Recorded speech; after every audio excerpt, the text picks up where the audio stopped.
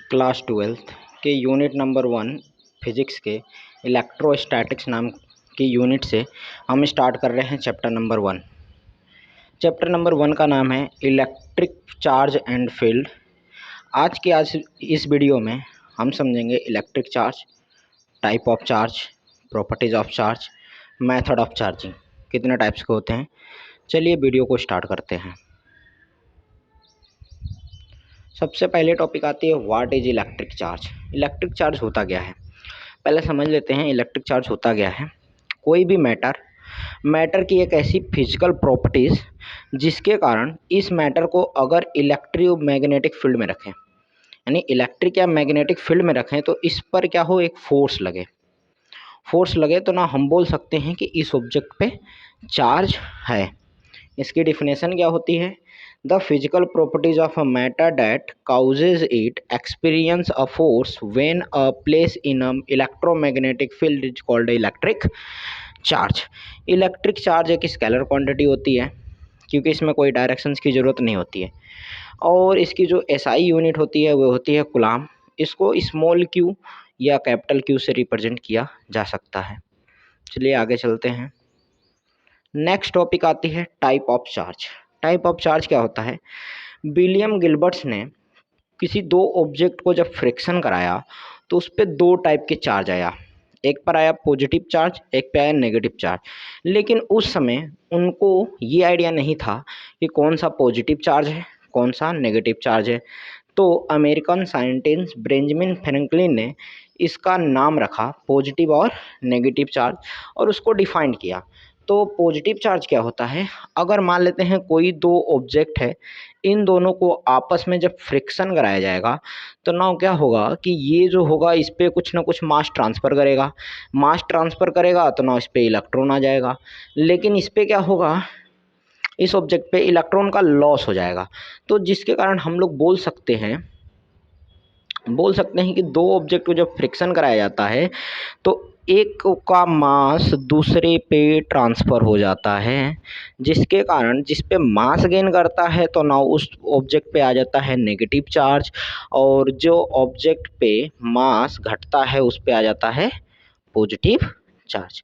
तो now definition क्या है, when a charge of an object due to the loss of electron is called a positive charge. यानी ऐसा object जो electron को लॉस करता है। लॉस कब करेगा, जब इसको इलेक्ट्रॉन को दे देगा तो ना इस पे इलेक्ट्रॉन की कमी हो जाएगी, तो ना इस पे आ जाएगा पॉजिटिव चार्ज। नेगेटिव चार्ज की बात करें तो व्हेन, एक मिनट साफ कर देता हूँ। When a charge an object due to the gain of electron is called a negative charge। जब कोई भी ऑब्जेक्ट चार्ज को गेन करता है यानी इलेक्ट्रॉन को गेन करता है तो ना उस पर आ जाता है नेगेटिव चार्ज। नाउ नेक्स्ट आ जाती है basic properties of charge. First properties क्या होती है, additive nature of charge. Additive nature of charge क्या होता है, या बोलते हैं इसको additive nature of electric charge. Electric charge बोलो दोनों बातें की है। मान लेते एक सिस्टम है, सिस्टम पे बहुत सारे छोटे छोटे चार्जेस हैं। मान के चल रहे हैं बहुत सारे छोटे छोटे चार्जेस हैं, 2Q + 5Q, ऐसे बहुत सारे चार्जेस हैं, -3Q। तो ये जो सिस्टम पे छोटे छोटे बहुत सारे चार्जेस हैं, तो इस सिस्टम का हमें जब भी चार्ज कैलकुलेट करेंगे या जब भी चार्ज देखेंगे तो हमें ये छोटे छोटे चार्जेस नहीं दिखेंगे, हमें सब इस सिस्टम का टोटल पूरा चार्ज दिखेगा। जस्ट लाइक सबको क्या करेगा, चार्ज ऐड कर देगा। जैसे इस पर है Q, फिर है +Q, फिर क्या है -3Q, और क्या है +2Q, और क्या है +5Q। इन सबको क्या करेगा, ऐड कर देगा। तो टोटल कितने हो जाएंगे, 9, 3 - 6 यानी 6Q चार्ज टोटल हो जाएंगे। तो यही बताता है एडिटिव नेचर कि the electric charge additive nature, यानी जो इलेक्ट्रिक चार्ज होता है वो एडिटिव नेचर रखता है। In general if a system consist of n charges, अगर मान लेते हैं कोई एक सिस्टम है जिस पर क्या है n चार्जेस हैं, Q1, Q2, Q3 dot Qn तक अगर है, 1 से लेकर n तक चार्जेस हैं, तो then the total charge of system will be, उस सिस्टम पे टोटल जो चार्ज होगा Q1 + Q2 + Q3 dot Qn तक। यानी कि सभी चार्जेस जितने भी चार्ज होंगे सबका क्या कर देंगे हम लोग, सम कर देंगे। नाउ नेक्स्ट आता है कंजर्वेशन ऑफ चार्ज में क्या होता है कि चार्ज हमेशा किसी बॉडी पे कंजर्व रहता है, यानी फिक्स रहता है, वो बदलता नहीं है। वे बस केवल क्या होगा, इस पे चार्ज अगर 5+5 क्यू है तो इस पे हमेशा चार्ज +5 क्यू ही रहेगा, बदलेगा नहीं। भले ही ये किसी अदर बॉडी पर यहाँ पे 2 कूलम चार्ज क्या करे या 2 क्यू चार्ज क्या करे, ट्रांसफर कर देगा, तो ना इस पर क्या फिर हो जाएगा, 3 क्यू चार्ज बच जाएगा, रिमेनिंग चार्ज होगा जो 3 क्यू होगा। यानी कि हमेशा कंजर्व रहेगा, वैसे डिस्ट्रॉय नहीं होगा, ना ही ये प्रोड्यूस होगा, बस एक बॉडी से दूसरे बॉडी पे क्या होगा, ट्रांसफ़र होगा। तो नाउ इसका क्या है, तो the charge can neither be create nor be destroy in any physical process, the charge any get transfer from the one part to other system पे, यानी अदर सिस्टम या system of another, other system पे क्या होगा, transfer हो जाएगा, but the net charge will be allowed remaining same. यानी कि अब जैसे 5 क्यू था इस पे चार्ज, अब क्या हुआ, इस पे ट्रांसफ़र हुआ है तो इस पे आ गया 2 क्यू, तो इस पे रिमेनिंग चार्ज कितना बचा, 3 क्यू। यानी कि टोटल का अगर सम करेंगे तो फिर से हमें क्या हो जाएगा, वापस 5 कूलम चार्ज या 5 क्यू चार्ज वापस हमें मिल जाएगा।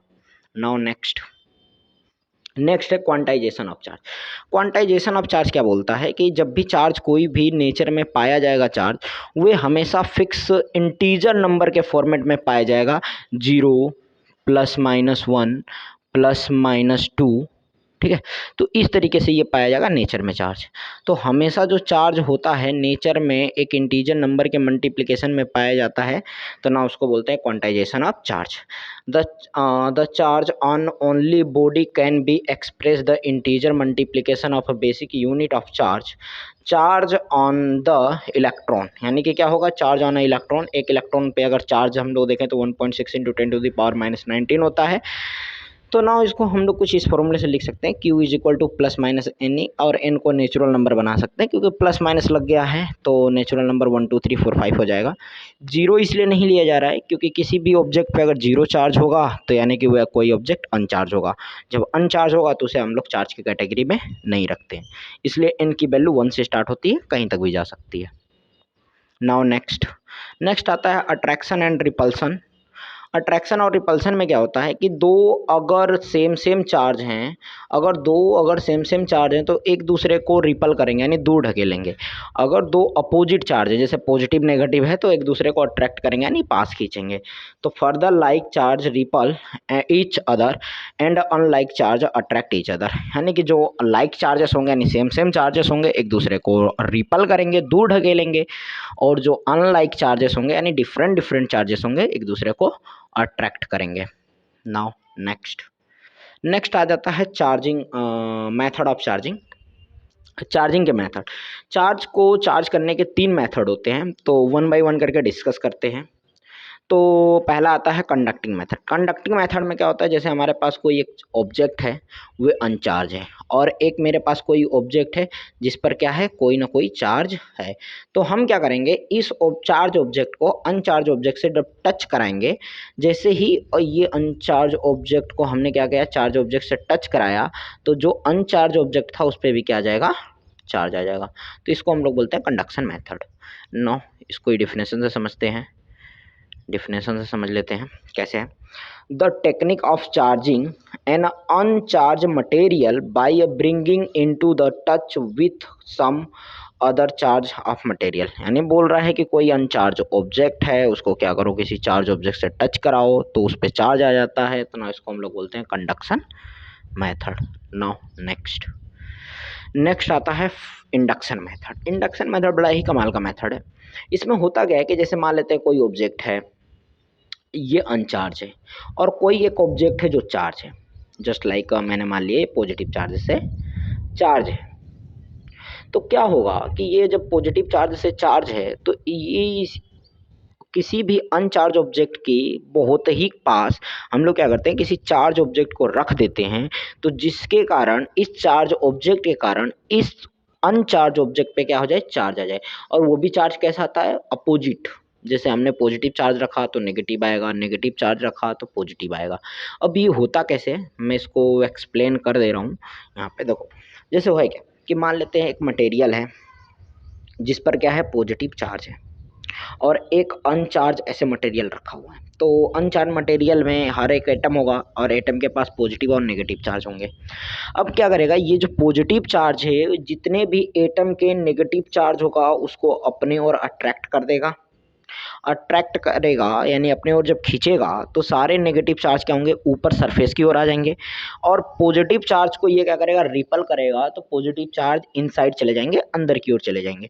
तो जिसके कारण हमें क्या होता है कि अगर पॉजिटिव चार्ज है और किसी के ऑब्जेक्ट अनचार्ज ऑब्जेक्ट के पास रखा है तो उसके पास हमें क्या दिखता है, नेगेटिव चार्ज।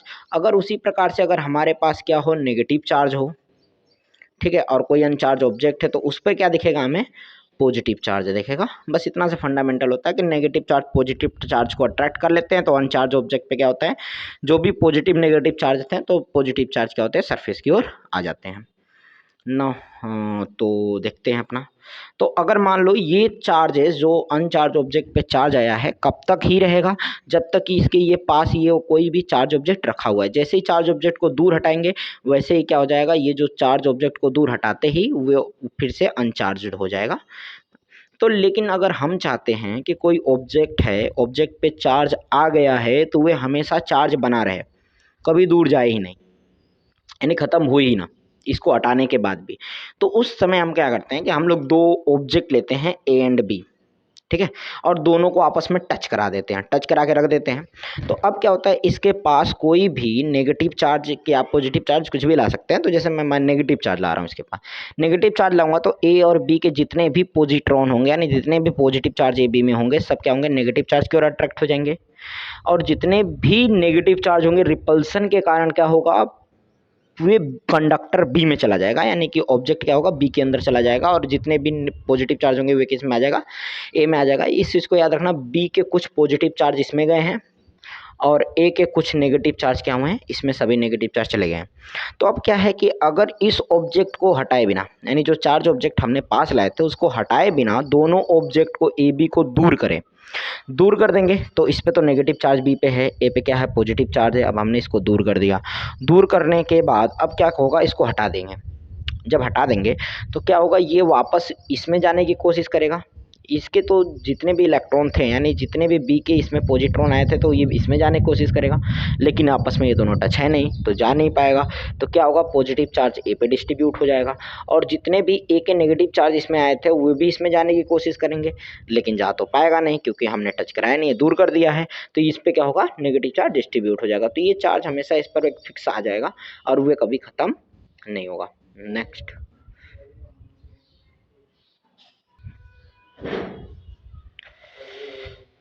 नेक्स्ट आता है friction of charge. Friction of charge में क्या होता है कि जब दो ऑब्जेक्ट को फ्रिक्शन कराया जाता है तो पॉजिटिव और नेगेटिव चार्ज आ जाता है। इसका बेंजामिन फ्रैंकलिन ने भी ऐसे ही एक्सपेरिमेंट करके पॉजिटिव नेगेटिव चार्ज का नाम दिया था। तो ना फ्रिक्शन मेथड क्या होता है कि जब किसी भी दो ऑब्जेक्ट को फ्रिक्शन कराया जाता है तो क्या होते हैं, इसके मास उस पर ट्रांसफ़र होते हैं, मास के साथ साथ क्या होते हैं, इलेक्ट्रॉन भी ट्रांसफ़र हो जाते हैं। जैसे यहाँ पे हेयर में बैलून को फ्रिक्शन कराया जा रहा है तो क्या हो रहे हैं कि जो हेयर के कुछ मॉलिक्यूल्स बैलून के अंदर चले जा रहे हैं जिसके कारण बैलून पे नेगेटिव चार्ज आ रहा है, इसके हेयर पे क्या जा रहा है, पॉजिटिव चार्ज। तो क्या बोलता है, when two different insulating material are rub electrons get a transfer one body to another body, this method is known as a friction method या चार्जिंग बाय फ्रिक्शन। ठीक है, तो फ्रिक्शन मेथड में क्या होता है कि किसी भी ऑब्जेक्ट को ऑब्जेक्ट को फ्रिक्शन कराया जाता है तो ना दोनों ऑब्जेक्ट पे चार्ज आ जाते हैं।